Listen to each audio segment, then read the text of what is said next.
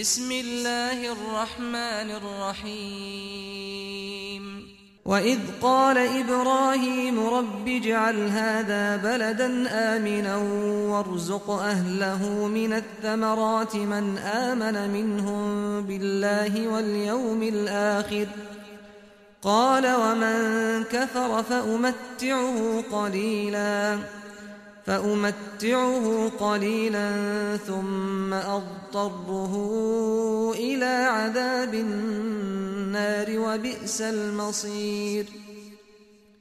প্রিয় শ্রোতা, উপস্থাপিত হচ্ছে তাফসিরে জালালাইন থেকে সূরা বাকারা আয়াত ১২৫ থেকে ১২৬ পর্যন্ত। আল্লাহু আকবার আল্লাহু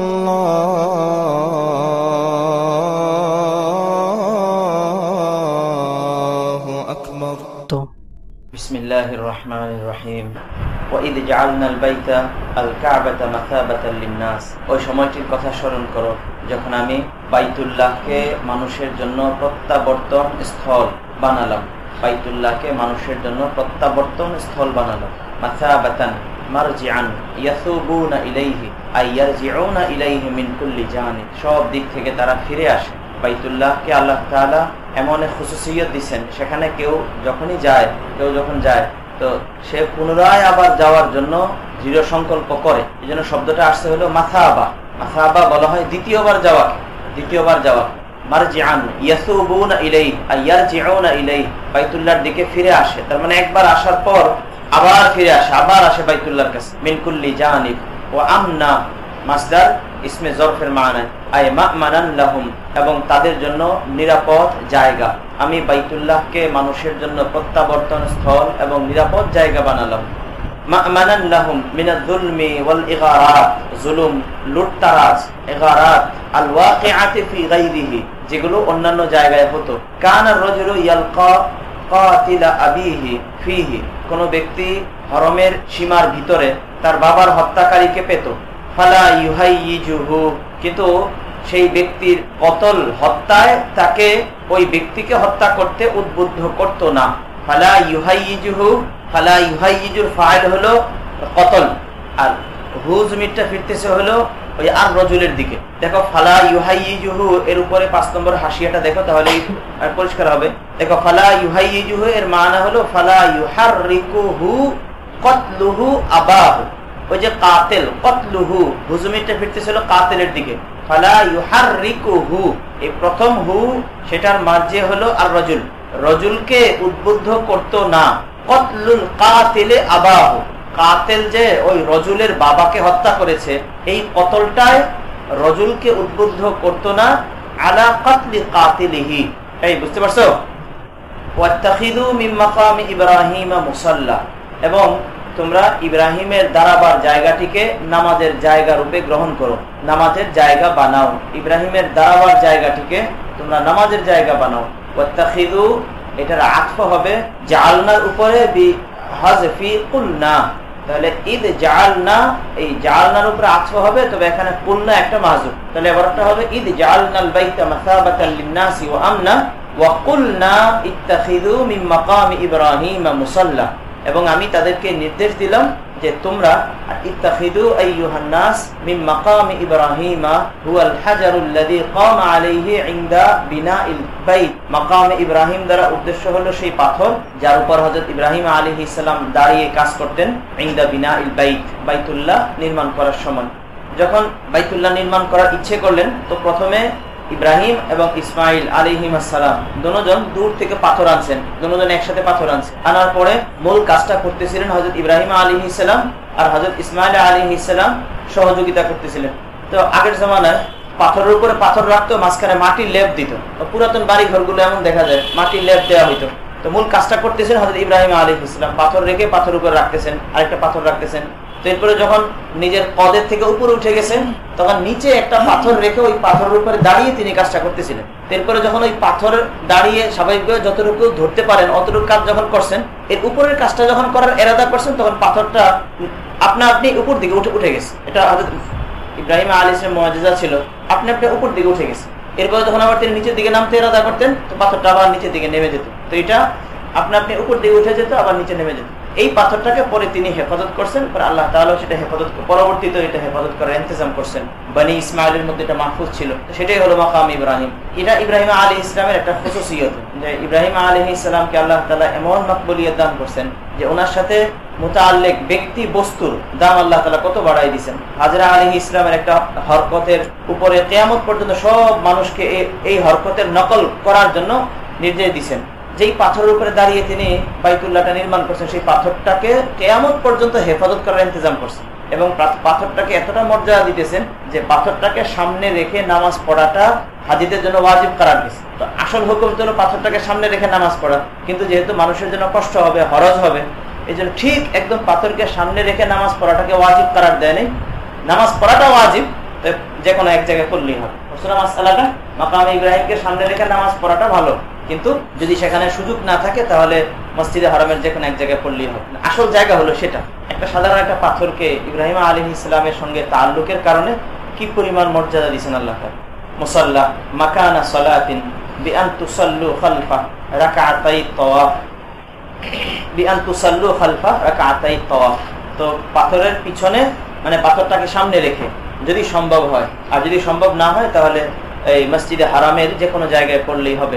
অফি কিরাআতিন বিফাতহিল খা, মানে ইত্তাখাযু, প্রথম কিরাআতটা হলো ওয়াত্তাখিযু মিন মাকাম ইব্রাহিম মুসাল্লা সিগাতু আমরিন, আরেক কিরাআত হলো মাজির সিগা ওই সূরাতে। আর কুলনা সেটা মাহযুব মানা লাগবে না।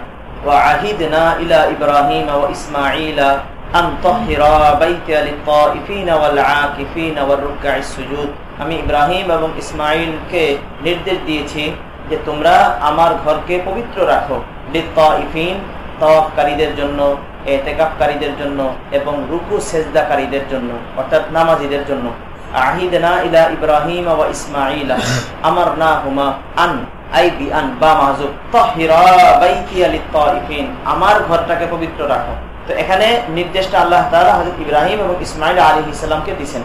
তাহিরা বাইতিয়া লিত-তাইফিন ওয়াল আকিফিন ওয়ার রুকআইস সুজুদ, মসজিদের যারা মূল মুতাওয়াল্লি তাদের জিম্মাদারি মসজিদটাকে পবিত্র রাখা। মূল জিম্মাদারিটা মসজিদের মুতাওয়াল্লি, মসজিদ প্রতিষ্ঠাতা বা মুতাওয়াল্লি যিনি হবেন, মূল জিম্মাদারিটা তার। তিনি যদি না পারেন তাহলে অন্যদেরকে দিয়ে করা হবে, কিন্তু অন্যরা যদি কাজে গাফলতি করেন তো এখানে মূল জিম্মাদারি যার, তিনি খবরগিনি কেন করলেন না, এটার জন্য তিনিও ইনদাল্লাহ মাসউল হবে। তাহিরা বাইতিয়া, এই বাইতিয়া বাইতটাকে নিজের দিকে নিসবত করছে এই হুকুমটা পালন করার প্রতি গুরুত্বটা বোঝাবার জন্য, যে আমার ঘরটাকে পবিত্র রাখ, আমার ঘর। একটা তো এজাফত আছে লিত্তাশরীফ, কিন্তু হুকুমের গুরুত্বটা বোঝাবার জন্য। মনে করো যদি কোনো উস্তাদ বলে যে একটা টুপি দিয়ে বললো যে এই টুপিটা ধুয়ে নিয়ে আসো, বলে একটু এই টুপিটা ধুয়ে নিয়ে আসো, তাহলে হুকুমের গুরুত্বটা যতটুকু হবে। আর যদি বলে যে আমার এই টুপিটা ধুয়ে নিয়ে আসো, ওই মুহূর্তে নেসবতের কারণে এটার গুরুত্বটা একটু বেড়ে গেল না? ঠিক ওই মুহূর্তে জানা আছে এটা আমার টুপি, কিন্তু ওই মুহূর্তে আমার বলার কারণে গুরুত্বটা বেশি দেওয়া উদ্দেশ্য। তাহিরা বাইতিয়া মিনাল আওসান, কিসের থেকে পবিত্র রাখা হবে এটা একটা শুধু বলে দিলেন মুসান্নিফ। তো এখানে তো শুধু আওসান থেকে পবিত্র না, সব রকমের নাজাসাত থেকে বাইতুল্লাহকে, আল্লাহর ঘর, যে কোনো ঘরকে পবিত্র রাখা, এটা বাইতুল্লাহ, আল্লাহর ঘর, মসজিদ, সব মসজিদ এর মুতাওয়াল্লিদের প্রথম জিম্মাদার। আনতাহিরা বাইতিয়া মিনাল আওসান লিত-তাইফিনা ওয়াল আকিফিনা আল মুকিমিনা ফিহি ওয়ার রুকআইস সুজুদ জামউ রাকিইন ওয়া সাজিদিন আল মুসাল্লিন। وَإِذْ قَالَ إِبْرَاهِيمُ رَبِّ اجْعَلْ هَذَا بَلَدًا آمِنًا, এখান থেকে হযরত ইব্রাহিম আলাইহিস সালামের কয়েকটা দোয়া উল্লেখ করতেছেন। إِذْ قَالَ إِبْرَاهِيمُ رَبِّ اجْعَلْ هَذَا بَلَدًا آمِنًا, যখন ইব্রাহিম বললেন হে আমার রব, আপনি এই জায়গাটিকে নিরাপদ শহর বানিয়ে দিন। হাদাল মাকানা বালাদান আমিনা, আপনি এই জায়গাটিকে নিরাপদ শহর বানিয়ে দিন। এখানে দেখো শব্দটা আসছে কি, এই যে আল হাদা বালাদান আমিনা, হাদার মুশার নিলেই মুসান্নিফে দেখাই দিলেন হাদাল মাকানা। আর সূরা ইব্রাহিমের মধ্যে আসছে রব্বি জাআল হাদাল বালাদা আমিনা, হে আল্লাহ এই শহরটাকে আপনি নিরাপদ বানিয়ে দেন। এখানে আসছে হলো হাদাল মাকানা বালাদান আমিনা, আর ওখানে আসছে হলো হাদাল বালাদা আমিনা। তো দুই জায়গায় দুইটা এলো। তো এটার ব্যাপারে বলা হয় যে এই দোয়াটা হযরত ইব্রাহিম আলাইহিস সালাম করছেন হলো ঠিক তখন যখন ইসমাইল এবং হাজরা আলাইহিস সালামকে রেখে চলে যাইতেছেন, যখন এই জায়গাটা একদম খালি ময়দান, শুধু মাকান, শুধু মাকান, তখন দোয়া করতেছেন হাদাল মাকানা ইজআল হাদাল মাকানা বালাদান আমিনান, এই জায়গাটাকে আপনি বালাদ বানান আবার সেই বালাদটা যেন হয় আমিন। আর যখন বালাদ হয়ে সারছেন, ইসমাইল আলাইহিস সালাম হয়ে গেছেন, বড় হয়ে গেছেন, এবং ইসহাক আলাইহিস সালামের জন্ম হয়ে গেছে। ইসহাক আলাইহিস সালাম ইসমাইল আলাইহিস সালামের চেয়ে 13 বছরের ছোট ছিলেন। তো ইসমাইল এর বয়স 13 পার হয়ে গেছে, ইসহাকও বড় হয়ে গেছে, জন্ম হয়ে গেছে, তখন এটা বালাদ হয়ে গেছে, অনেক লোকজন হয়ে গেছে বনি জুরহুমের। তখন ওই ওখানকার দোয়াটা রব্বি জাআল হাযাল বালাদা আমিন। তো এই যে সূরা ইব্রাহিমের ওই দোয়াটা হলো পরবর্তীতে করা হয়েছে, সেটার করিনা হলো এই দোয়ার পরে আয়াতটা হলো এটার করিনা। পরের আয়াতে আল্লাহ তাআলা বলছে, হযরত ইব্রাহিম আলাইহিস সালামের কথাটা উল্লেখ করেছেন এইভাবে, আলহামদুলিল্লাহিল্লাযী ওয়াহাবা লি আলাল কিবারি ইসমাঈল ওয়া ইসহাক। এই যে এই দোয়ার এই অংশটা করিনা, যে এই দোয়াটা, আগের দোয়াটা তিনি করছেন হলো ইসহাক এবং ইসহাকের জন্মের পর, আলহামদুলিল্লাহিল্লাযী ওয়াহাবা লি আলাল কিবারি ইসমাঈল ওয়া ইসহাক। ইসহাকের জন্মের পরেই দোয়াটা করছে। ইসহাকের জন্ম তো হয়েছে কমপক্ষে 13 বছর পরে, তাই না? তো রব্বি জাআল হাযাল মাকানা বালাদান আমিনা। ইব্রাহিম আলাইহিস সালাম তার যুররিয়তের জন্য কত বড় ইহসান করে গেছেন, কত বড় ইহসান করে গেছেন। দুনিয়ার কোনো ব্যক্তি তার যুররিয়তের জন্য এত বড় ইহসান করতে পারবে না যত বড় ইহসান হযরত ইব্রাহিম আলাইহিস সালাম তার যুররিয়তের জন্য করে গেছেন, বিশেষ করে আহলে মক্কা। তো দেখে এখানে বেশ কয়েকটা দোয়ার কথা উল্লেখ করবেন। তার মধ্যে প্রথম কথা হলো এটা, যে এই জায়গাটাকে আপনি বালাদ বানান এবং এটাকে নিরাপদ শহর বানান। আল্লাহ তাআলা এই দোয়াটা কবুল করছেন, আমিনান আইদা আমনিন ওয়াকাদ আজাবাল্লাহু দুআআহু ফাজআলাহু হারামা। আল্লাহ তাআলা এটাকে হারাম, সম্মানিত একটা এলাকা বানিয়ে দিবেন। লা ইউসফাকু ফীহি দামু ইনসানিন, সেখানে কোনো মানুষের রক্ত প্রবাহিত করা হতো না। ওয়ালা ইউজলামু ফীহি আহাদ, কারোর প্রতি জুলুম করা হতো না। ওয়ালা ইউসাদু সাইদু, এমন ভাবে নিরাপদ বানাইছেন যে যারা আল্লাহকে মানত না তারাও আল্লাহর এই হুকুমটা মানত, যারা আল্লাহকে মানত না তারাও আল্লাহর এই হুকুমটা মানত। মানে কুদরতি একটা নিরাপদ আলোয় বানাই দিয়েছেন আল্লাহ তাআলা। ওয়ালা ইউসাদু সাইদু, শুধু মানুষ না বরং অন্যান্য জীবজন্তু নিরাপদ, সেখানে কোনো শিকারী প্রাণী কে শিকার করা হতো না। ওয়ালা ইউখতালা খালাহু, আর এই নিরাপত্তাটা এটা শুধু প্রাণীর ব্যাপারে না বরং উদ্ভিদের ব্যাপারে। ওয়ালা ইউখতালা খালাহু, সেখানে কোনো তাজা ঘাসকে কাটা হতো না। খালা হলো আল কালাউর রাতবু, তাজা ঘাস কাটা হতো না। এটা প্রথম দোয়া। দ্বিতীয় দোয়া হলো ওয়ারযুক আহলাহু মিনাস সামারাত, এবং এখানকার অধিবাসীদেরকে আপনি ফল ফলাদি দ্বারা রিজিক দান করুন, ওয়ারযুক আহলাহু মিনাস সামারাত। দ্বিতীয় দোয়া এটা। ওয়াকাদ ফাআলা বিনাকলি তাইফ মিনাশ শাম ওয়াকানা আফকারা লা যারআ বিহি ওয়ালা মাআ। আল্লাহ তাআলা এই দোয়াটাও কবুল করছেন এইভাবে, বিনাকলি তাইফ মিনাশ শাম। আল্লাহ তাআলা এই দোয়াটা কবুল করছেন। তো কবুল করছেন কিভাবে? যে আল্লাহ তাআলা মক্কার নিকটেই, এই আয়াতের সহি তাফসীরটা হলো যে আল্লাহ তাআলা ইব্রাহিম আলাইহিস সালামের দোয়াটা কবুল করছেন এইভাবে যে মক্কার নিকটেই একটা জায়গাকে আল্লাহ তাআলা খুব উর্বর বানায় দিয়েছেন, যে এই জায়গাটাকে বলা হয় তায়েফ। তো ওখানে এত উর্বর বানাইছেন যে সেখানে ফল ফলাদি অনেক বেশি পরিমাণে আল্লাহ তাআলা উৎপন্ন করছেন। সহি কথা এটাই। মুসান্নিফ এখানে যেটা নিয়ে আসছেন সেটা ইসরাঈলি রিওয়ায়াত। তো তিনি বলতেছেন যে আল্লাহ তাআলা দোয়াটা এইভাবে কবুল করছেন যে বিনাকলি তায়েফ। তায়েফ নামক একটা এলাকা যেটা ছিল সিরিয়াতে, শামে, ফিলিস্তিনে, সেখান থেকে জিবরাইল আলাইহিস সালামের মাধ্যমে ওই পুরো এলাকাটাকে সেখান থেকে সরায়া এই মক্কার কাছে যে তায়েফ, সেখানে এনে বসাই দিয়েছে। ইসরাঈলি রিওয়ায়াত। ওই হাসিয়ার মধ্যে এই রিওয়ায়াতটা আনছে, হাওয়ালা দিছে হলো রূহ। দেখো হাসিয়াটা একটু দেখো। লাম্মা দাআ ইব্রাহিম হাযা দুআ আমারা জিবরাইল বিনাকলি ক্বরিয়াতিন মিন ক্বরিয়াতি ফিলিস্তিন কাসীরিস সিমার ফাআতা ফাকালাআহা ওয়া জাআ বিহা ফাতাফা হাওলাল বাইতি সাবআন থুম্মা ওয়াদাআহা আলা সালাসি মারাহিল মিন মক্কা ওয়া হিয়া আত-তায়েফ ওয়ালিযালিকা সুম্মিয়াত বিহি ইলা আখিরি রূহ। পুরো রিওয়ায়াতটা হলো ইসরাঈলি রিওয়ায়াত। এই তরজমার হাসিয়ার কি তরজমা বলতে হবে? জিবরাইল আলাইহিস সালামকে নাকি আল্লাহ তাআলা নির্দেশ দিয়েছেন, তো তিনি ফিলিস্তিনের একটা এলাকা, যে এলাকাতে ফলমূল অনেক বেশি হতো, সেই এলাকাটাকে সেখান থেকে এনে তিনি ওই এলাকাটা সহ বাইতুল্লাহ শরীফের তওয়াফ করছেন। পরে তওয়াফ করে সেটা মক্কা শরীফের থেকে 3 মারহালা দূরত্বে একটা এলাকাতে নিয়ে সেটা রাখছে। এই জন্য এটার নাম হয়ে গেছে তায়েফ। হাওয়ালা দিছে যে রূহ বলে সাধারণত অন্যান্য কিতাবে রূহ বললে, মানে তাফসীরের কিতাব বলে যদি রূহ শব্দটা উল্লেখ করা হয় তাহলে সাধারণত মুরাদ হয় হলো রূহুল মাআনি। জাল্লালের হাসিয়াতে যত জায়গায় রূহ বলা হয়, রূহ দ্বারা উদ্দেশ্য হলো রূহুল বায়ান। এটা রূহুল বায়ান, যেটার ব্যাপারে আব্দুল মালিক সাহেব বলেন যে এটা হলো মাজমাউল খুরাফাত। রুহুল বায়ান, মাজমাউল ফারাক, সব ইসরায়েলি রিওয়ায়াত, আজে বাজে কথা এটার মধ্যে ভরা একেবারে। তো এটা একটা ইসরায়েলি রিওয়ায়াত, যেটা এখানে যেটা আনছে এটা সহিহ হয়নি। তো বলতেছে যে মক্কা শরীফটা সেটা ছিল ওয়াকানা আফকারা, একদম শূন্য ময়দান, লা যারআ বিহি, কোনো ফসল ছিল না, ওয়ালা মা, ওয়ারযুক আহলাহু মিনাত থামারাত, এই আহলাহু থেকে বদল, আপনি এই জায়গার অধিবাসীদেরকে ফল ফলাদি দ্বারা রিজিক দান করুন। আহলাহু থেকে বদল, মান আমানা মিনহুম বিল্লাহি ওয়াল ইয়াউমিল আখির, এই জায়গার অধিবাসীদেরকে দ্বারা উদ্দেশ্য হলো তাদের মধ্য থেকে যারা ঈমান আনবে তাদেরকে, মান আমানা মিনহুম বিল্লাহি ওয়াল ইয়াউমিল আখির বাদালুম মিন আহলিহি, আহল থেকে বদল। এখানে বিশেষভাবে তাদের কথা কেন বলা হলো? দেখো কথাটা কার?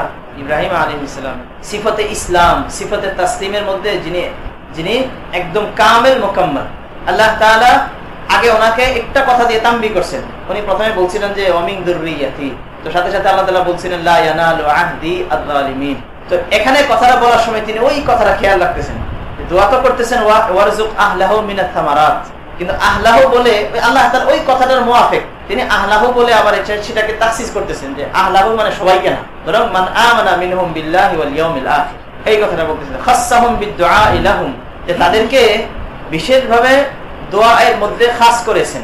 খাসসাহুম বিদ-দুআ লাহুম মুওয়াফাকাতান লিকাউলিহি লা ইয়ানালু আহদি আয-যালিমিন, এই মুওয়াফাকাতান সেটা খাসসা থেকে মাফউল লাহু, আল্লাহ তাআলার পূর্বের কথাটার সঙ্গে মিল রাখার জন্য তিনি এখানে খাসসাহুম, এই মান আমানাদেরকে বিশেষভাবে উল্লেখ করেছেন বিদ-দুআ লাহুম, তাদের জন্য দোয়া করার সাথে, তাদের জন্য দোয়া করা, এই দোয়ায়ের সিফতের দ্বারা তাদেরকে খাস করেছেন। মুওয়াফাকাতান লিকাউলিহি লা ইয়ানালু আহদি যালিমিন, আল্লাহ তাআলার এই কথাটার সঙ্গে মিল রাখার জন্য। তখন আল্লাহ তাআলা বলতেছেন যে ক্বালা তাআলা, আল্লাহ তাআলা বলতেছেন যে ওয়া আরযুকু মান কাফারা ফাউমাত্তিউহু কালিলা, আল্লাহ তাআলা বলতেছেন যে রিজিকের ব্যাপারটাতে আমি আম রাখবো। আগেরটা ছিল হলো আহদি বিল ইমামা, আহদি বিল ইমামা সেটা লা ইয়ানালু আয-যালিমিন, সেটা জালেমরা পাবে না, কিন্তু দুনিয়ার জীবনে রিজিক পাওয়ার ব্যাপারটা সেটা আমি রেখেছি, সেটা যারা ইমানদার তাদেরকেও দেবো, যারা কাফের তাদেরকেও দেবো। তো আল্লাহ তাআলা এই কথাটা বলতেছেন আবার। তো ওয়ামান কাফারা ফাউমাত্তিউহু, তো মান কাফারার তারকিব মুসান্নিফে বলতেছেন যে মান কাফারার আগে দিয়ে একটা ফাইল মাহযুফ, যেটা ফাইল মুতাকাল্লিম, ওয়া আরযুকু মান কাফারা, তো আরযুকু হলে এই ওয়াও এর আতফ মাতুফ আলাই সেটা মাহযুফ। ক্বালা তাআলা আরযুকু মান আমানা ওয়া আরযুকু মান কাফারা, তাহলে ওয়ামান কাফারা এই ওয়াবের মাতুফ আলাই মাহযুফ, আরযুকু মান আমানা যারা ঈমানদার তাদেরকে আমি যেমন রিজিক দেব, যারা কাফের তাদেরকেও রিজিক দেব। ফাউমাত্তিউহু কালিলা, তাদেরকে আমি অল্প কিছু কাল জীবন ভোগ করার সুযোগ দেব। ফাউমাত্তিউহু কালিলা মুদ্দাতা হায়াতিহি, যে কুফরি করে তাকেও আমি অল্প কিছু কাল জীবন ভোগ করার সুযোগ দেব। এটা হলো এটার একটা তরকিব, ওমান কাফারা ফাউমাত্তিউহু। আর এই মানটা সেটা আবার মুক্তাদাও হইতে পারে, তাহলে সেটা মুস্তাকিল কথা হবে যে মান কাফারা ফাউমাত্তিউহু, মানটা মুক্তাদা হবে, তাহলে সেখানে মাতুফ আলাই সেটাই হবে যে মান আমানা আরযুকুহু ওয়া মান কাফারা ফাউমাত্তিউহু। তখন এবার হবে এইভাবে, একটা তরকিব তো মুসান্নিফে বললেন যে মান কাফারা এটা মাফউল, আরযুকু ফি'ল, আর আরেকটা তরকিব হলো মান কাফারা সেটা মাফউল না, বরং এটা হলো মুক্তাদা, মান কাফারাটা মুক্তাদা। তো ওই যে এই নাহর কিতাবে পড়ছো তোমরা যে মুক্তাদা সেটা যদি ইসমে মৌসুল হয় তাহলে সেটা মুতাজাম্মিন মা'নার শর্ত হয়, তখন সেই মুক্তাদার খবরের উপরে ফাশ আল্লাযী ফিদ দারি ফালাহু দিরহাম পড়ছো না, সেটা এটা মান কাফারা ফাউমাত্তিউ। তাহলে ওই সূরাতে ওমান কাফারা ওয়াবের আতফ কিসের উপরে হবে? ওয়ের আতফ হবে এবার, তখন এইভাবে হবে মান আমানা আরযুকুহু ওমান কাফারা ফাউমাত্তিউহু। ফাউমাত্তিউহু এক কিরাত বিতাশদীদ, আর এক কিরাত হলো ফাউমতিউহু বিতাখফীফ। ফিদ দুনিয়া বিররিজকি কালিলান মুদ্দাত হায়াতিহি সুম্মা আযতারহু ইলা আযাবিন নার, এরপর আমি তাকে জাহান্নামের আযাবের দিকে টেনে নিয়ে যাব। আযতারহু আই উলজিউহু ফিল আখিরাহ ইলা আযাবিন নার, আমি জাহান্নামের আযাবের দিকে টেনে নিয়ে যাব। ফালা ইয়াজিদু আনিন নারি মাহিসা, সে জাহান্নাম থেকে রেহাই পাওয়ার কোনো জায়গা পাবে না। ওয়াবিসাল মাসিরু আল মারজিউ হিয়া। এখানে এবার কয়েকটা জিনিস খেয়াল করো। ইব্রাহিম আলাইহিস সালাম এখানে দোয়া করতেছেন, তার মধ্যে প্রথম দোয়াটা হলো যে এই জায়গাটাকে আপনি নিরাপদ বানান। দ্বিতীয় দোয়া হলো তাদেরকে আপনি রিজিক দেন, তবে রিজিকটা দেন ফল দ্বারা। দোয়া আরো আসতেছে, দেখো দোয়ার মধ্যে প্রথম দোয়াটা হলো এই জায়গাটাকে নিরাপদ বানান, শহর বানান, নিরাপদ বানান, শহর বানান, নিরাপদ বানান। শহর বানানোর দোয়াটা করছে, এটা তো স্বাভাবিক, নতুবা তাদের জীবন যাপন করাটা এখানে মুশকিল হবে, একা একা তো থাকতে পারবে না। শহর যদি দূরে থাকে তাহলে স্বাভাবিকভাবেই এই জীবনযাপন করার জন্য প্রয়োজনীয় সামান আনতে তাদের অসুবিধা হবে। এই জন্য এই জায়গাটাকে আপনি শহর বানিয়ে দেন। আবার শহরটা বানা নিরাপদ শহর, রিজিকের দোয়া। এরপরে সামনে আসতেছে, সামনে যে আরো দোয়ার কথা আসতেছে যে আমাকে এবং আমার জরুরিয়াতের মধ্যে একটা দলকে আপনি আপনার অনুগত বান্দা বানান। সবগুলো দোয়ার আগে তিনি নিরাপদ এই দোয়াটা করতেছেন। এটা কেন করতেছেন? এটা করতেছেন হলো যে এটা একটা স্বাভাবিক একটা জিনিস। যে কোনো মানুষ সে দ্বীনের উপরে চলার জন্য এবং হকের উপরে চলার জন্য সর্বপ্রথম যে জিনিসটা সহায়ক হয় সেটা হলো নিরাপত্তা। একটা মানুষ যদি সে নিরাপদ না থাকে তাহলে সত্য, সঠিক, হক জিনিসটা তার সামনে স্পষ্ট হলেও সে যদি মনে করে যে হকটা আমি গ্রহণ করলে আমি নিরাপত্তা আমার থাকবে না, তখন সে সত্য জিনিসটা তার সামনে স্পষ্ট হলেও সে সেটা গ্রহণ করতে পারে না। এটা মানুষ, এটা স্বাভাবিক, এটা স্বভাব। এই জন্য আমাকে এবং আমার জরুরিয়াতের একটা বিরাট একটা দলকে আপনার অনুগত বান্দা বানান। সব কিছুর আগে আল্লাহ তাআলার কাছে তিনি দোয়া করতেছেন এই শহরটাকে নিরাপদ বানান এবং তাদেরকে আপনি রিজিকের ঝামেলা থেকে মুক্ত রাখেন। এটা একটা স্বাভাবিকভাবে একটা মানুষ স্বভাবজাত একটা দাবি যে আগে আমি নিরাপদ হই, নিরাপদ হওয়ার পরে এরপরে আমার সামনে হকটা তুমি প্রকাশ করো, তাহলে আমি হকটা গ্রহণ করি। ইসলাম সেটা তো দ্বীনে ফিতরত, তাই না? মানুষের স্বভাবে যা তাকাজা করে আল্লাহ তার হুকুমগুলো সবটা এমন একেবারে। তো যে কোন একটা মানুষের সামনে হকটা তার সামনে দেওয়ার আগে সেখানে ইসলামের ফিতরতের দাবি হলো তাকে আগে তুমি নিরাপদ বানাও, তার নিরাপত্তার ফিকিরটা তুমি আগে করো, এরপরে তার সামনে তুমি ইসলামের দাওয়াতটা দাও। রাসূল কারীম সাল্লাল্লাহু আলাইহি ওয়াসাল্লামের সিরাতে এর ভুরি ভুরি নজির আছে। ইসলামে যেখানেই মুসলমানদের উপরে নিরাপত্তা সংক্রান্ত, আমনিয়ত সংক্রান্ত কোনো মুআমালা সামনে আসছে, রাসূল কারীম সাল্লাল্লাহু আলাইহি ওয়াসাল্লাম সব কিছুর উপরে মুকদ্দম করছেন এই নিরাপত্তার বিষয়টা ফিরিয়ে আনার জন্য। আগে মুসলমান নিরাপদ হোক, এরপরে তাকে আমি অন্যান্য জিনিসগুলোর কথা বলবো। যেখানে অবস্থাটা এমন হয়েছে যে মুসলমান নিরাপদ না, নিরাপত্তার মধ্যে কোনো খলল আসতেছে, রাসূল কারীম সাল্লাল্লাহু আলাইহি ওয়াসাল্লাম দ্বীনের সব কাজ বন্ধ রেখে এই বিষয়টা আগে দেখছে। এটার নজির, একদম প্রথম নজির হলো হযরত উসমান রাদিয়াল্লাহু আনহুর ওই ঘটনাটা, হুদায়বিয়ার ঘটনাটা। তারপরে এই মুতার যুদ্ধটা যেভাবে সূচনাটা হয়েছে, তারপরে এই তবুকের পরিস্থিতিটা, সবগুলো হালাতে এই বিষয়টা সামনে আসতেছে। মুসলমান নিরাপত্তা নিয়ে যখন শঙ্কা দেখা দিছে, তো দ্বীনের সব কাজ এই মুহূর্তে বন্ধ। আগে মুসলমানকে নিরাপদ বানাও। মুসলমান যখন নিরাপদ হয়ে যাবে তখন কোন মুসলমান ইসলামের গণ্ডি থেকে বের হবে না, আর নতুন করে মুসলমান আসবে। মুসলমান যখন নিরাপদ হয়ে যাবে কোন মুসলমান এই ইসলামের এরিয়া থেকে বের হবে না, আর অন্যান্য মুসলমানরা ইসলামের সৌন্দর্য দেখে এটার ভিতরে ঢুকতে থাকবে। কিন্তু যদি ইসলাম এবং মুসলমান নিরাপদ না থাকে তখন স্বাভাবিকভাবে মানুষ নিরাপত্তাটাই তার সামনে বড় হিসেবে মানুষ দেখে। যদি ইসলাম মুসলমান নিরাপদ না থাকে, ইসলামের গণ্ডি থেকে অনেক মুসলমান এমনি বের হয়ে যায়। যখন দেখবে যে আমি ইসলাম ছেড়ে দিলে নিরাপদ, ইসলাম ছেড়ে দিলে আমার ইজ্জত, ইসলামটাকে অটোমেটিক ছেড়ে দেবে। অন্যান্য কাফেররা যখন দেখবে যে ইসলামে ঢুকলে তো আমি নিরাপত্তাহীনতার মধ্যে ঢুকবো, ইসলামের মধ্যে ঢুকবে না সে। এটা একটা ফিতরি একটা জিনিস। রাসূল কারীম সাল্লাল্লাহু আলাইহি ওয়াসাল্লামের সিরাতটাকে কেউ যদি ভালো করে মোতালা করে সেই জিনিসটা বুঝবে। এই জন্য সাহাবায়ে কেরাম এই জিনিসটাকে একদম মুকদ্দমে রাখে। একদম হুজুর সাল্লাল্লাহু আলাইহি ওয়াসাল্লামের ওয়াফাতের পর সিদ্দিক আকবর রাদিয়াল্লাহু এই জিনিসটাকে মুকদ্দম রাখছে। মদিনা অনিরাপদ হয়ে গেছে, কাফেররা মুসলমান যারা ছিল মদিনার আশপাশে 2-3টা এলাকা ছাড়া বাকি সবাই মুরতাদ হয়ে গেছে। এদিক দিয়ে হিরাক্লিয়াস সেও মদিনার উপরে হামলা করার জন্য উৎপেতে বসে আছে। তখন সবচেয়ে বেশি জরুরি ছিল নিরাপত্তার ব্যাপারটা। সিদ্দিক আকবর রাদিয়াল্লাহু আনহু এটা খুব পাকাপোক্তভাবে ধরছে। এরপরে আল্লাহ তাআলা যেটা করা সেটা করছেনই। মক্কার মধ্যে রাসূল কারীম সাল্লাল্লাহু আলাইহি ওয়াসাল্লামের দাওয়াত মদিনায় যেমন ছিল মক্কায় তেমনই তো ছিল। রাসূল তো তিনিই ছিলেন, আবু বকর, ওমর, ওসমান, আলী তারাই তো ছিল মক্কাতে। রাসূল সাল্লাল্লাহু আলাইহি ওয়াসাল্লামের ইখলাস, দাওয়াতের তরিকা, রাসূল সাল্লাল্লাহু আলাইহি ওয়াসাল্লামের কথা, ফাসাহাত, বালাগাত সবকিছু তো মক্কায় ছিল, সবকিছু ছিল। কিন্তু তারপরেও মক্কার মধ্যে মুসলমানের সংখ্যা একদমই কম। রাসূল সাল্লাল্লাহু আলাইহি ওয়াসাল্লামের পক্ষ থেকে দাওয়াতটাকে যত ওয়াজেহ করার দরকার ছিল সবটা হুজুরে মক্কায় করছেন। করতে পারেন না এই কথাটা কি বলা যাবে?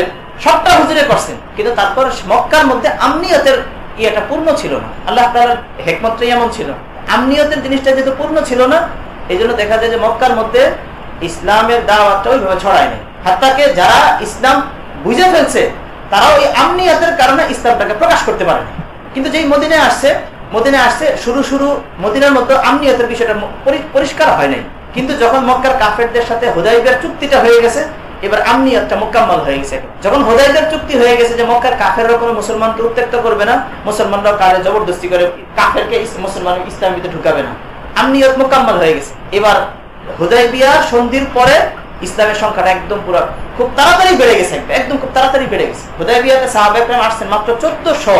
এর 2 বছর পরে ফাতহে মক্কায় সাহাবায়ে কেরামের সংখ্যা কত হয়ে গেছে? 10,000। তুমি সংখ্যাটা একবার একটু হিসেব করো তো। সাহাবায়ে কেরাম মক্কা থেকে যখন মদিনায় যান তখন সাহাবায়ে কেরামের মোট সংখ্যা 150 কি 250। 13টা বছর পার হয়েছে, সাহাবায়ে কেরামের সংখ্যা মাত্র 150 কি 250। বদরের যুদ্ধ, এরপরে উহুদ, তারপরে আহজাব, তারপর হলো হুদায়বিয়া। হুদায়বিয়ার সময় সাহাবায়ে কেরামের সংখ্যা 1400। আর মদিনাতে ছিল এই যারা ছিল মনে করো সবকিছু মিলিয়ে না হয় 2000, ধরো 2000। কিন্তু যখন হুদায়বিয়ার চুক্তিটা হয়ে গেছে, কাফেরদের থেকে মুসলমান নিরাপদ হয়ে গেছে যে এখন কাফেররা আমাদের গায়ে হাত দেবে না, মুসলমান হয়ে গেল গায়ে হাত দেবে না, দেয়ার সাহস নাই, তখন অবস্থাটা এমন হয়নি বাস দেবে না, কাফেররা আমাদের গায়ে আর হাত দেবে না। কোন একটা কাফের সে চিন্তা করে আমি যদি মুসলমান হয়ে যাই তাহলে আমার দুশমন যারা কাফের তারা আমার গায়ে হাত দেবে না। এই অবস্থাটা যখন হয়ে গেছে, হুদায়বিয়া 6ষ্ঠ হিজরিতে, 8ম হিজরিতে ফাতহে মক্কা, 2 বছরে হুদায়বিয়ার সময় যেখানে প্রায় 2000, 2 বছরে হয়ে গেছে 10,000। সংখ্যাটা হিসাব করো।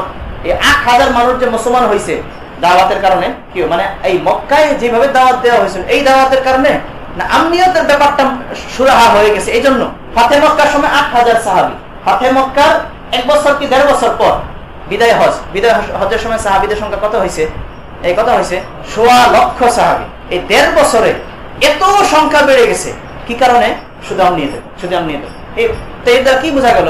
বোঝা গেল যে মানে এটা রাসূল সাল্লাল্লাহু আলাইহি ওয়াসাল্লাম 23 বছরটাকে আল্লাহ তাআলা এইভাবেই দুনিয়ার মানুষকে একটা শিক্ষা দেওয়ার জন্য এইভাবে আল্লাহ তাআলা ভাগ করে দিয়েছেন। 13টা বছর হুজুর সাল্লাল্লাহু আলাইহি ওয়াসাল্লাম মেহনত করছেন, হুজুরের পক্ষ থেকে কোনো রকমের কুতাহি হয় নাই, কিন্তু ফলাফল হয়েছে একদমই কম।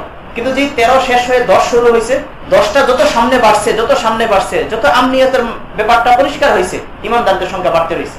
এর দ্বারা কি বোঝা গেল যে মক্কার ওই হালাতটা যদি হুজুরের 23 বছর পুরোটা থাকতো তাহলে মক্কার 13 বছরে হুজুরের হাতে, রসুলের হাতে মুসলমান হয়েছে 250-র মতো। তো ওই মক্কার এই হালাতটাই যদি সামনের 10 বছরও থাকতো তাহলে 13 বছরে যদি হয় 250, 10 বছরে কি আরো কম হইতো না? কি 10 বছরে কম হইতো না?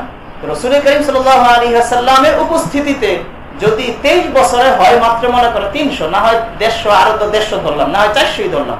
খুদ রাসূল সাল্লাল্লাহু আলাইহি ওয়াসাল্লাম তিনি দাওয়াত দিলে যদি 23 বছরে হয় মাত্র 500, তাহলে হুজুরের ওয়াফাতের পরে যদি ওই ধারাটা চালু থাকতো তাহলে এই অনুপাতে মুসলমান হলে কি পরিমাণ মুসলমান হইতো, কি পরিমাণ মুসলমান হইতো। কিন্তু আল্লাহ তাআলা দেখাই দিয়েছেন যে যদি সেই মক্কার ধারাটাই যদি চালু থাকে তাহলে মুসলমান তো হবে, মুসলমান হবে না এমন না। কারণ ইসলামটা এমনই যে একটা কাফের যে তলোয়ার নিয়ে আসছে আমার সামনে আমাকে হত্যা করার জন্য, সেও মুতাআসসির হয়ে যেতে পারে, তবে সেটা আল্লাহ তাআলা যদি তাকে তৌফিক দেয়। স্বাভাবিক নিয়মটা এমন না। তো ইসলামটা এমনই যে মক্কায় কিছু মানুষ মুসলমান হয়েছে, মাহিরুর খাইয়াও মুসলমান হয়েছে, কিন্তু মুসলমান হয়েছে কম। তো মক্কার সেই মেহনতটা যদি চালু থাকে তাহলে মুসলমান তো হবে, কিন্তু মুসলমান হওয়ার ধারাটা এমন ভাবে হবে। কিন্তু যখন আমনিয়তের মাসলাটা পরিষ্কার হয়ে গেছে, যেখানে ফাতহে মক্কার সময় মাত্র 8,000, 1 থেকে 1.5 বছর পরে সেটাই হয়ে গেছে 1.25 লক্ষ সাহাবী। তো দেখো তুমি এবার চিন্তা করো, 1.25 লক্ষ মানুষ মুসলমান হয়েছে এই মক্কার মেহনতের কারণে না আমনিয়তের বিষয়টা পরিষ্কার হয়ে যাওয়ার কারণে?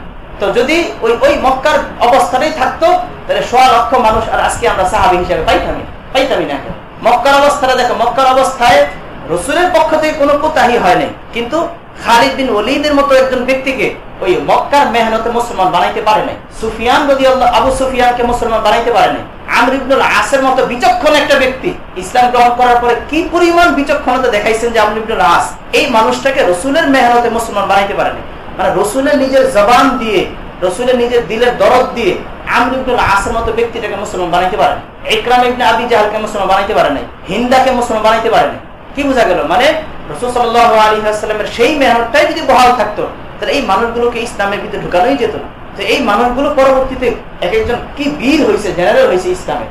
এর দ্বারা কি বোঝা গেল? বোঝা গেল যে এই দামি মানুষগুলো ওই শুধু নরম কথায় দর্দের দিলের কারণে মুসলমান হবে না, কিন্তু যদি সেই আমনিয়তের ব্যাপারটা পরিষ্কার হয়ে যায়, দিলের দরদ এবং সাথে তলোয়ারও থাকে, তাহলে এই দামি মানুষগুলো মুসলমান হয়ে যায়। এখন কেউ যদি হযরত বেলালকে দেখে সে খুশি হয়ে যেত বেলাল তো অন্তত মুসলমান হয়েছে, ওয়াহশী ইবনে হারব তো মুসলমান হয়েছে, বাস আলহামদুলিল্লাহ। ওয়াহশী ইবনে হারব কিন্তু পরে হয়েছে, হ্যাঁ আলহামদুলিল্লাহ ঠিক আছে, কিন্তু এই মেহনতটা চালু থাকলে ওই হযরত বেলালের মতো মানুষগুলোকে তুমি পাইবা, এটা নিয়েই তুমি আলহামদুলিল্লাহ বলতেছো।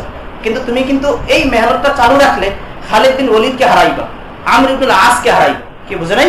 অতএব এই মেহনতের দ্বারা কেউ যদি শত শত বেলাল নিজের দলে এসে গেছে এটা দিয়ে খুশি হয়, আসলে এটা খুশি হওয়ার মতো জিনিস না। এই মেহনতটা যদি এটার পাশাপাশি আমনিয়তের মেহনতটাও করা হইতো, তাহলে শুধু বেলালের হামজিস মানুষ মুসলমান হইতো না, খালিদ বিন ওলীদের হামজিস মানুষগুলো মুসলমান হইতো, কুফফারদের দলের সেনাপতিরা মুসলমান হইতো, কাফেরদের দলের বড় বড় কমান্ডাররা মুসলমান হইতো। এখন কি সেটা হইতেছে? অতএব খুশি হওয়ার মতো জিনিস, কিন্তু শুধু অল্পতে খুশি কেন হলো? ইসলাম এমন না যে এটা শুধু বেলাল তারপরে সালমান ওনাদের মতো সাধারণ মানুষগুলোকে আকৃষ্ট করবে না, ইসলামটা এমন না। ইসলামটা এমন যে ইসলামে আবু সুফিয়ানকে আকৃষ্ট করবে। আর আবু সুফিয়ানের মর্যাদাটা কেমন? আবু জাহেলের পরে আবু সুফিয়ানের মর্যাদাটা। তার মানে সে রাসূল সাল্লাল্লাহু আলাইহি ওয়াসাল্লামের মোকাবেলায় যে সকল কাফেররা দাঁড়াইছিল তার মধ্যে সেকেন্ড কমান্ডার হলো আবু সুফিয়ান। এই আবু সুফিয়ান রাসূল সাল্লাল্লাহু আলাইহি ওয়াসাল্লামের দাওয়াতে মুসলমান হইতে পারে নাই, কিন্তু যে তলোয়ার হাতে আসছে এই আবু সুফিয়ানকে আমরা পেয়ে গেছি। এইটা কিয়ামত পর্যন্ত চালু থাকবে। এজন্য অল্পতে খুশি হয়ে গেছো যে কয়েকজন মানুষ মুসলমান হয়ে গেছে, না, এই কয়েকজন মানুষ মুসলমান হওয়া এটা শুধু ইসলামের পেট ভরবে না, বরং তার চেয়ে আরো অনেক বড় বড় মানুষগুলোকে তো ইসলামের ভিতরে আনতে হবে। আসতেছে না। মানে ইসলামটা এমন, ইসলামের ভিতরে শুধু 1-2 জন, 1000 জন, লক্ষ জন মুসলমান হইলেও ইসলামের হাকিকত ওয়াজে হয় না, বরং ইসলামের হাকিকতটা তখন ওয়াজে হবে যখন কোটি কোটি মানুষ একসাথে ইসলামের ভিতরে ঢুকবে, কোটি মানুষ একসাথে ইসলামের ভিতরে ঢুকবে। এখন তো এইভাবে বলা হয় যে হাজার লক্ষ মানুষ মুসলমান হয়ে গেছে। আরে লক্ষ মুসলমান হয়েছে, কিন্তু কোটি মানুষ এখন মুসলমান হয়নি। এদেরকে ইসলামের ভিতরে কে আনবে? কে ইসলামের ভিতরে আনবে? এদের ইসলামে আনার পিছনে বাধাটা কোন জিনিসটা? এই বলো, বাধাটা কোন জিনিসটা? আবু সুফিয়ান রাদিয়াল্লাহু আনহু সব কাফের মুসলমান হওয়ার আগেই ইসলামের সবকিছু তার জানা ছিল। কি সবকিছু তাদের জানা ছিল না? সবকিছু তাদের জানা ছিল। তারা ইকরারও করতো, হাত্তাকে শত্রুর সামনে ইকরার করতো। আবু সুফিয়ানের ওই যে বুখারীর রিওয়ায়াতটা সব জানা ছিল, তারপরে ইসলাম গ্রহণ করেন। এর দ্বারা কি বোঝা গেল? যে শুধু একজনের অজানার কারণে ইসলাম গ্রহণ করে না, ব্যাপারটা এমন না।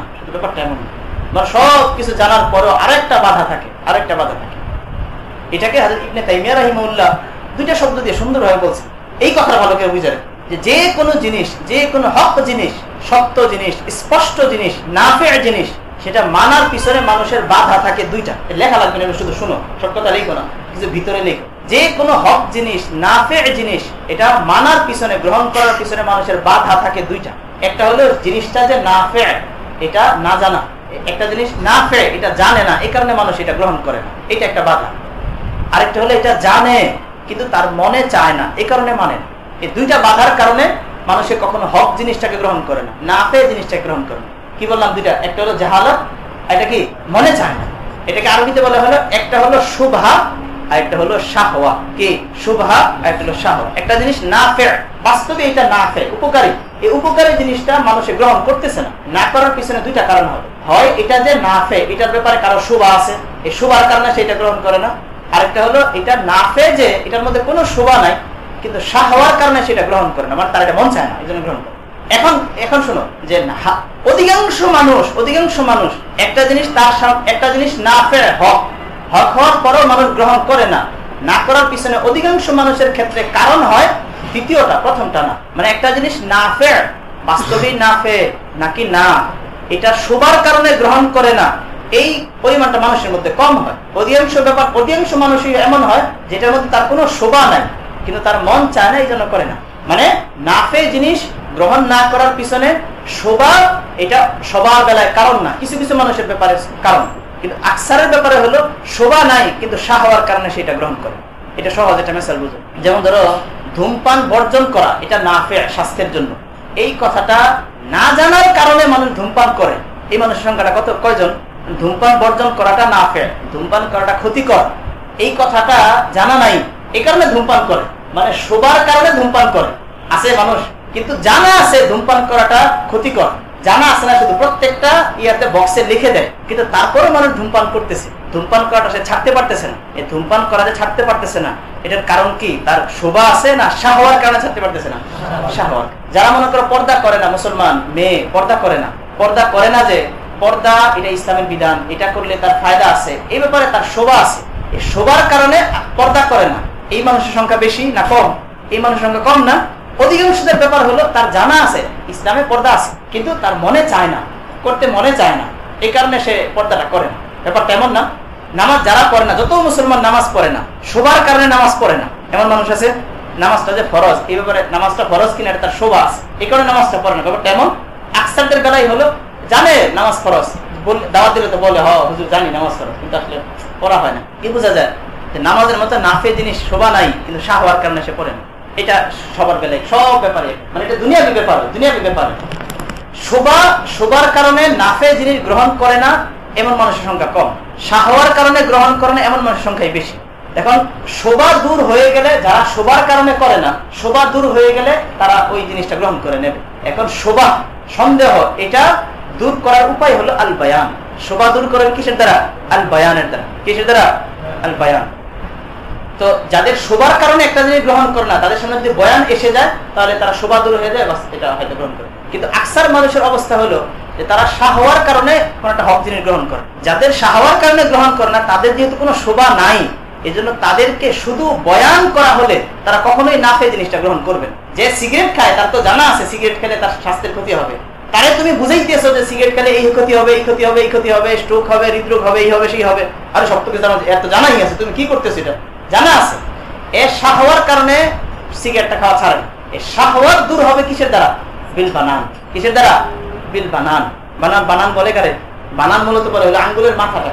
আঙ্গুলের মাথা দ্বারা পুরো হাতটা উদ্দেশ্য, হাত দ্বারা উদ্দেশ্য হলো হাতের ওই জিনিসটা। তো এখানে দুইটা জিনিস, কথাটা ভালো করে বুঝো। এটা এই জিনিসটা বুঝা গেলে অনেক জায়গা তোমার হল হয়ে যাবে, যে দুইটা কারণে মানুষ ইসলাম গ্রহণ করে না, বা ইসলামের কোন একটা নাফে হুকুম সেটা সে গ্রহণ করে না। একটা হলো শোভা, একটা হলো শাহওয়া। শোভার এজালা হবে বয়ানের দ্বারা, আর শাহওয়ার এজালা হবে বিসাইফ। সাইফের দ্বারা যখন শাহওয়ার এজালা হয়ে যাবে, তখন শোভা তো আগের থেকেই নাই, শাহওয়াতেরও এজালা হয়ে গেছে, দলে দলে মুসলমান হয়ে যাবে। রাসূল করিম সাল্লাল্লাহু আলাইহি ওয়াসাল্লাম শোভা দূর করে দিয়েছেন মক্কার মেহনতের দ্বারাই, শোভা দূর হয়ে গেছে, কিন্তু শাহওয়া রয়ে গেছে। ইসলাম পরিষ্কার, দ্বীনে হক, কিন্তু মন চায় না। কিন্তু যখন কুওয়াত এসে গেছে, তলোয়ার নিয়ে সাহাবায়ে কেরাম আসছেন যে ইসলাম গ্রহণ করবা না তো আমাদের গোলাম হয়ে তোমাকে থাকতে হবে, ইজ্জতের জিন্দেগি যাপন করতে পারবা না। এবার শাহওয়া দূর হয়ে গেছে, আর এবার মন চাইতেছে এবার ইসলাম গ্রহণ।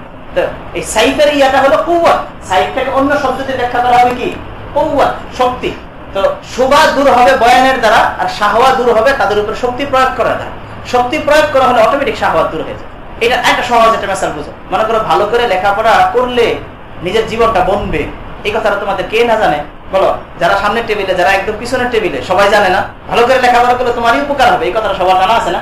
কিন্তু ভালো করে লেখাপড়া কয়জনে করে? আকসাররাই করে না। এই যে মানে এটার মধ্যে কোনো শোভা নাই, কিন্তু যদি চাপ দেওয়া হয়, চাপ দেওয়া হলে সবাই ভালো করে পড়বে। চাপটা দেওয়া হলে, শক্তিটা প্রয়োগ করা হলে সবাই করবে ভালো। তার মানে সবার জানা আছে ভালো করে লেখাপড়া করলে আমার জীবনটাই বনবে, কিন্তু মন চায় না পড়তে। এই মন চাওয়াটা দূর করার উপায় বেশি বেশি বয়ান করা না। বয়ান বন্ধ করা এটাও বলতেছি না, বয়ানও করা হবে, কিন্তু বয়ান করা হবে, বাকি চাপও দেওয়া। এই জন্য মাদ্রাসা, স্কুল যাই বলো, ভালো করে লেখাপড়া হয় কোন কোন মাদ্রাসাগুলোতে? যে মাদ্রাসাগুলো চাপ থাকে সেখানে খুব বয়ান হয়, বয়ানও হয়, বাকি চাপটাই হলো মেন জিনিস। সেখানে সব তালেবে ইলমকে একদম খুব ভালো, সবারই মন চায় পড়তে, এমন না, বরং চাপের কারণেই পড়ে। আর চাপ জিনিসটা এমন যে চাপের কারণে পড়লে আস্তে আস্তে এটা মনটাও চেয়ে যায়।